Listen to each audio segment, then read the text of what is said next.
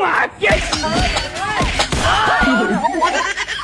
मोरा भाता है, ये हमार भाता हो, ये मोरा भाता हो, ये हमार भाता हो, ये मोरा भाता है, ये हमार भाता हो।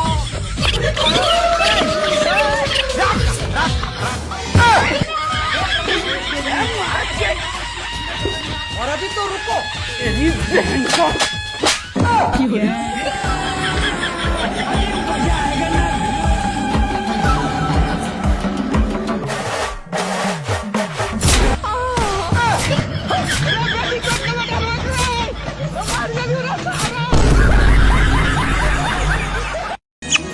अच्छा भाई एक बात पूछी।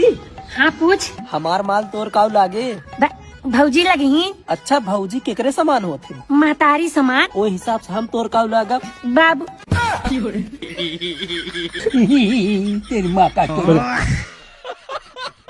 जब तक सूरज चांद रहेगा चितरू भैया नाम रहेगा। जब तक सूरज चांद रहेगा चितरू भैया नाम रहेगा। चितरू भैया जिंदाबाद। चितरू भैया जिंदाबाद।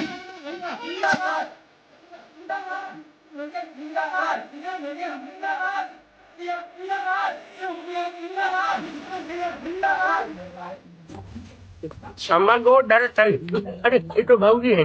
भाऊजी नमस्ते। अरे नमस्ते देवर जी। भाऊजी आपकी हम हो प्रधानी में खड़ा है देवू ने। का हो? अरे गलत न समझू ओटवा। हाँ काहे ना देव के तू अब देवर कैसे बताई हमरे बहुत लाज लागत है। अरे बताऊता काहे ना हो, इनमें लजाए वाला कौन बात है? तूने भाऊजी हमारे चुनाव की खटिया है। यही खटियो देवू ने।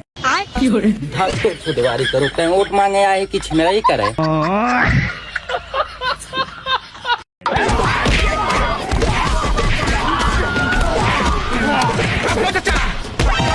काहे मारतला अपन लइकवा के? काहे मारतला लइकवा के? ऐदा का कइले बा?